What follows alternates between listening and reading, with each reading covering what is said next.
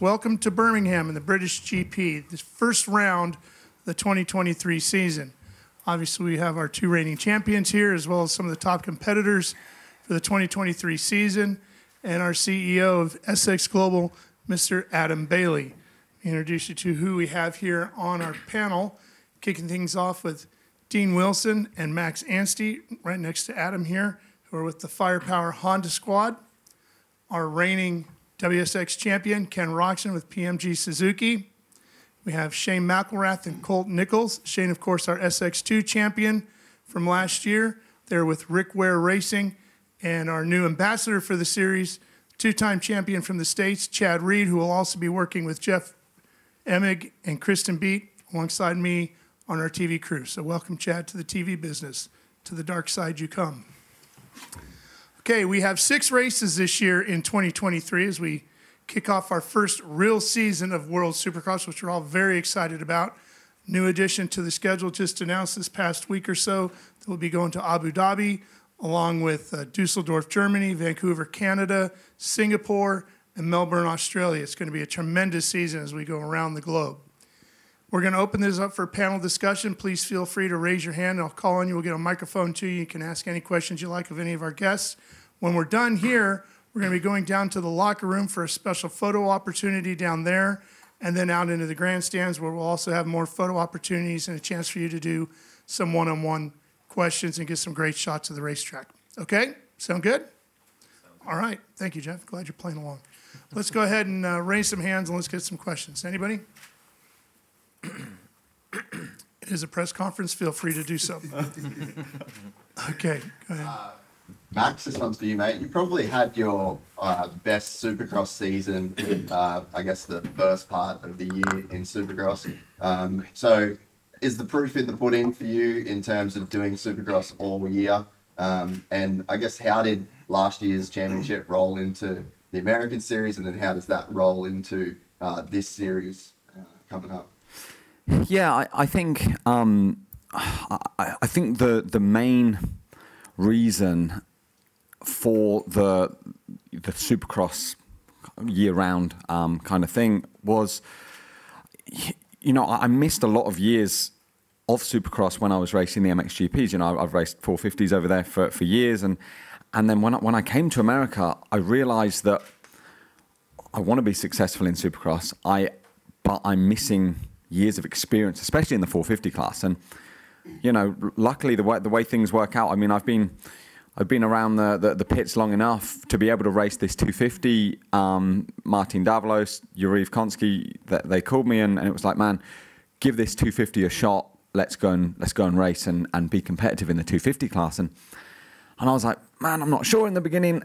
You know, I'm so glad that I did now. You know, coming off of you know, last year's World Supercross was the first run with the team. It was almost like a test run with the team. I was seeing how we all gelled, how the bike was. I had no idea how I was going to fit in the 250 class, or even, you know, how to ride a 250 again. I'd been so used to you know, 450 power. It took me a while to get used to it, but then I came into the US Supercross firing, feeling pretty good, had some great results, even you know, surprised myself with a few things.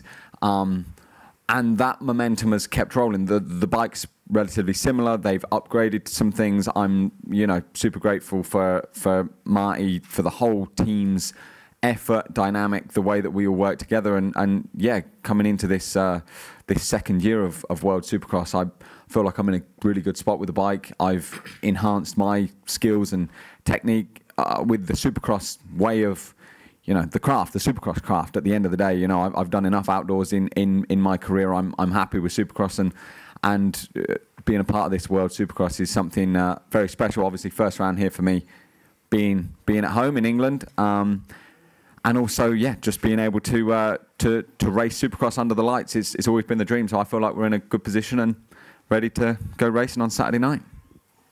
Okay, Jeff. So for the average, if you were talking to the average viewer, and this would be for Shane, I think that's a good way to expand on it. Like, what would you? How could you explain what the difference is between a 250 and a 450? Because if you watch it for the average viewer, it looks like bikes going around the track, but there's a big difference as far as power and all that. So what would that difference be? Yeah, so kind of the biggest difference would start out with the power, like you said. It's 10, 15, 20 pounds lighter, depending on what you have done to it. And so really it's a different, like Max has been on 450s for a long time. I've been on the 450 for 3 years now, and you can get lazy. Like they talk about four strokes being a lazy man's bike, and the 250 competitively, there's no such thing as being lazy on it. Like you have to be aggressive on it the whole time. Whereas the 450, you can get away with a lot of stuff because the power's there. Whereas the 250, it's almost all momentum. And so I think that's where we see Max being super solid, is like you never can tell when he's actually pushing because the style he developed on the 450. And for me, getting back on the 250, it took me a little bit to, like, I guess, stay in the power longer. It's like you shut off in a rhythm, and there's so much engine brake that it's like you won't make the jump. It's like, okay. So it's a big mental shift also, but like from the stands looking at the track, if you can hear the bike, you'll only hear the difference. But like when we're riding the bike, it's almost a different style of riding. The 450 guys are normally more experienced, normally a lot smoother. The 250 guys, you kind of see them get a little bit more out of line, I guess, and get away with it because there's a lot more room for error on the 250. So I think it's as people watch the racing, I think they'll start to see some of the differences. But starting out from the biggest differences is power, and if you can hear the sound, like really pay attention to that. Next question, please. Yes. Chad Reed, with your role from being a competitor to now your involvement with WSX, can you explain to me what your role is now? Yeah, I mean, it's kind of a moving target, which is what I probably am most excited about. You know, I think my career speaks for itself. Like I've enjoyed moving around, you know, doing a bit of everything. The most exciting part of my career was, you know, stepping out of a factory race team and creating my own, and taking on the burden of creating, you know, people and, you know, the camaraderie amongst the mechanics and riders, and, you know, then trying to build relationships with the factories. And so with all that experience, I guess just trying to piece all that together. You know, I was here in 2002 when we started trying to do World Supercross for the first time with, I don't even know what the company was back then. It's been through 3 different hands. But, and so kind of experiencing that and seeing the potential that it had, but then kind of like the shortfalls that we did, I think, as an industry, as a series promotion, and then I think as athletes, you know, you get older and perspective comes, and I think that you can look at all that differently. And so my goal is to, you know, give advice and help Adam and his team in a different way, you know, and kind of just be neutral, you know, not really be team WSX or team riders, team. Just try to be, you know, pretty neutral and kind of stick to who I am as a person and be real, be honest. Adam may not always want to hear that, but that's my promise. And I'm excited for the role. I'm excited to go around the world.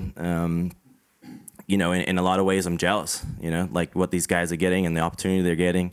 Go to places like Singapore, Abu Dhabi, looks really exciting. At times makes me want to get back on the bicycle and put my running shoes back on and get back out there and have some fun with them. But no, I'm excited to help grow the sport of Supercross. You want to say anything about how excited you are to be with? I'm trying to lessen my time in the booth. Well, we're excited to have you anyway. Any other questions? Gypsy Tales. Obviously, when it's just like dates on a website, and you know you see the places that we're going to, and you know it's sort of you've got other things, other priorities that you know for the start of the year. But we're here at the first round. There's going to be multiple stops all over the world. You've got a big red #1 background on your bike. Does it kind of sink in now at this first round that like holy shit, like we're actually racing a world championship this year.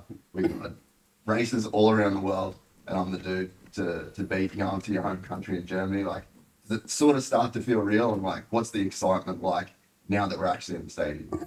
Yeah, for sure. Obviously, excuse me, these last few weeks, we've all just been waiting for this day to finally start, right? Like, we've been talking about it for a long time, and it always seems so far away, but then it comes around real quick. So we're getting a little bit of a first taste, I guess I should say, this weekend. It's unfortunate we have such a long break in between, of course, right?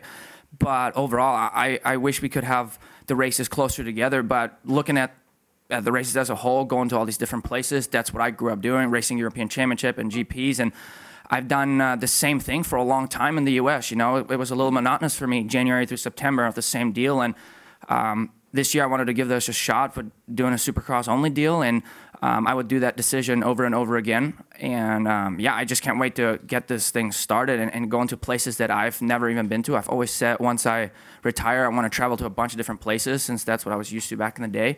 And I get the opportunity to kind of cross over as, you know, this being my job, but yet go into places that I've never been to. So I'm extremely excited for that. And then, of course, I haven't had a red background and a number one in a really long time, so I'm definitely enjoying that, especially just with a mix-up of, you know, our stickers. Like, I think I'm still a kid with that stuff. I think we all are. We like seeing all kinds of cool stuff on our bikes, and having a little mid-season change-up in looks is super cool, and riding a number one again. And yeah, I'm excited to get this thing started tomorrow and get back into racing.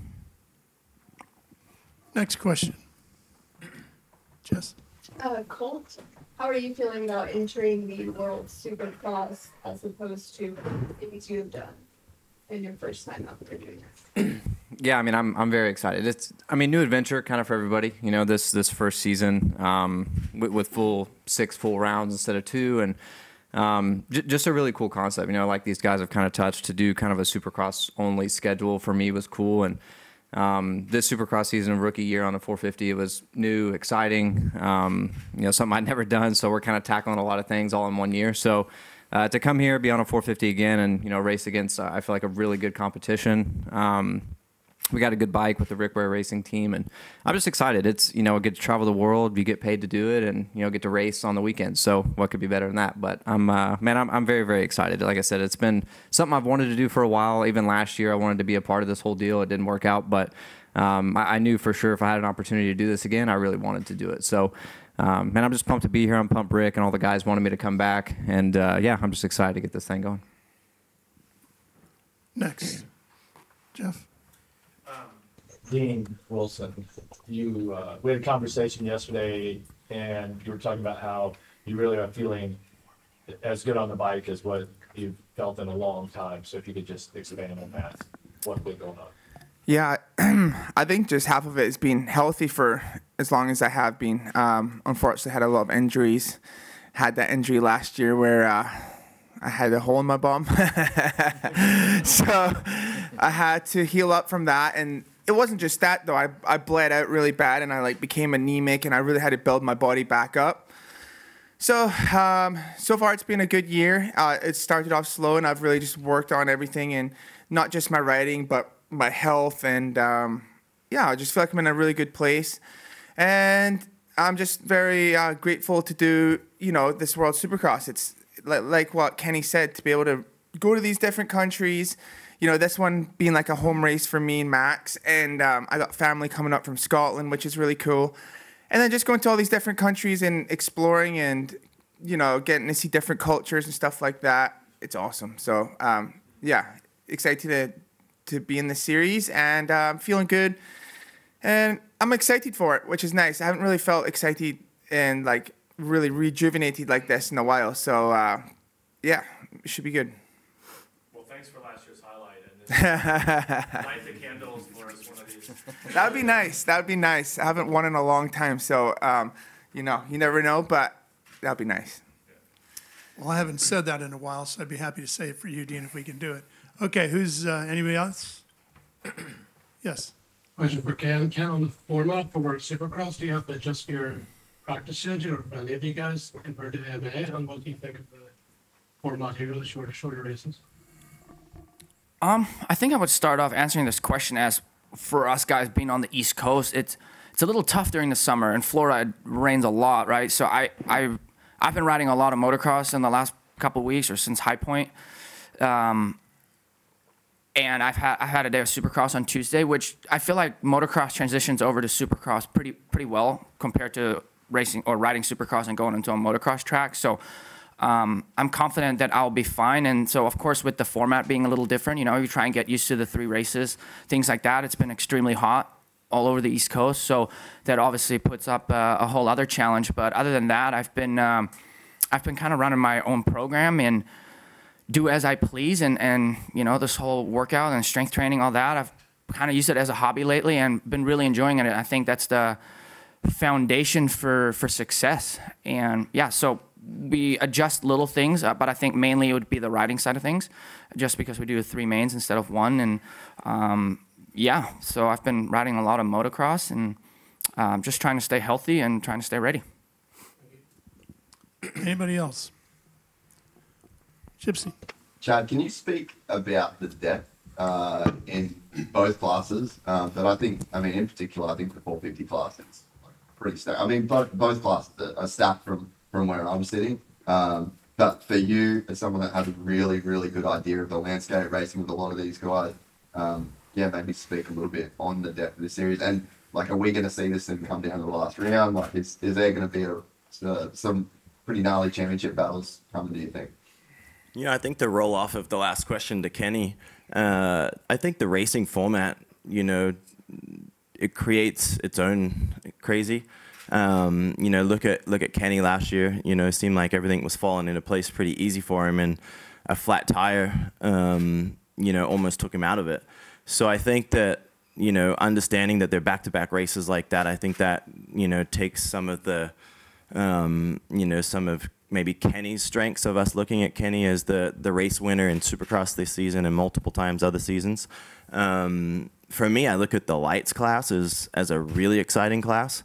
You know, watching from the couch this season was quite painful, watching Supercross in the winter.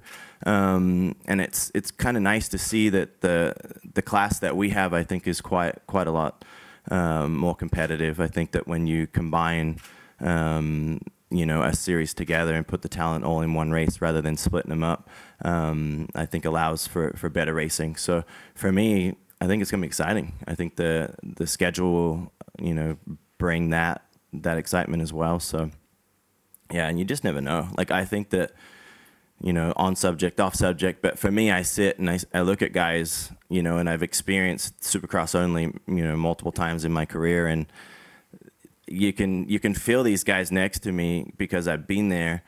They don't really know what to do with all this time on their hands, right? Like, you're so wired to live a schedule of 17 races in 18 weeks, a weekend off, and go racing during the summer. And, you know, and it's kind of funny because I see they're all kind of like don't know what to do with themselves. And I think that that's what's so exciting and so intriguing about this championship is, you know, I think at the highest level of racing, you need to be Supercross only. I think that gives that opportunity. And I think that these guys are going to need a year or two to relearn some things, I think, you know, like I see a lot of, you know, they're in motion, right? And I think that over the next couple of years, hopefully we can, at World Supercross, can bring, you know, personalities back and change up what's been normal. I lived that life for 22 years, and I am watching it play out in front of me. So hopefully I can play a role in helping these guys make that transition. I've got a question for Adam Bailey. With last year being 2 rounds, this year being 6, can you give some insight into the future, into 2024, like what your goals are in the future seasons? Yeah, I think I mean for us, it's sustainable growth is the number one thing, and you know, coming into this thing, we knew it was going to be very difficult, and there's I've said it 1,000 times, but there's a reason why it hasn't been done before. So you know, we're learning on the fly, and I sort of keep saying as well, it's like kind of building a plane while it's already in the air, and you're trying to fix everything before it drops out of the air, and trying to, you know, make sure that you do it properly. So there is going to be changes. There's going to be mistakes. There's going to be things that don't work, and we're going to have to adapt quickly. So I think what the future looks like is hopefully it becomes, it will become more stable. And we're working now on like our deal in Abu Dhabi is for multi-year. Our deal in Melbourne is for multi-year, and we're working on multiple multi-year kind of partnerships and events to add to the schedule. So we plan to sort of grow by another 2 races per year for the next 3 or 4 years. But in saying that, we'll only do that if they're going to be awesome. I think that's the thing, is that unless we can do it at the absolute highest quality at this stage of our business's life cycle, it has to be great, or it's not. It's too risky to do. So I think for us, we plan to grow in a sustainable way, but focus on doing great events in great locations and putting on great shows. And if we can do more and grow faster, great. If we have to stabilise, we will. We'll just adapt in kind of real time. But we just want to find marquee locations that are hungry for Supercross, because we know there's millions of fans around the world that want to see these guys race, and we just got to take it to them. So we'll just keep working hard on that. We've got a lot happening already, and my focus right now for my personal time is on next year and beyond. This event and this weekend is well under control. Our team are all over it, so I've got to keep working on locking that schedule down for the future years. For those of you that might not have heard, that race in Abu Dhabi will be the first weekend in November. Jeff? No? Yes. Question for Adam. The British Grand Prix was in October last year. Now it's moved to July, and there's obviously an MXGP and the MA World Cup at the same time. Will it be sustainable going forward to have this championship running alongside those two over the summer, and what was the reason to start so early this year? It's not ideal to be this early in the year, and it's something that will adapt and change moving forward. I think the next year's series will see August at the earliest through to November. But the reason why we are this early is just venue availability. And when we were trying to establish a championship last year, there just wasn't any venues available, particularly in a Premier League venue. Literally after this weekend, they re-turfed this stadium, and there was no possible chance of coming back any later than this weekend. So we decided it was better to take that opportunity and come to be in an iconic location like Villa Park than not. But in the future, we'll definitely be moving back further into the year, just to make it easier on everyone and have a more compact schedule. We acknowledge it's not ideal to have such a big space. Like I said before, we took the opportunity to lock in these venues when we could, because they were the only options we had.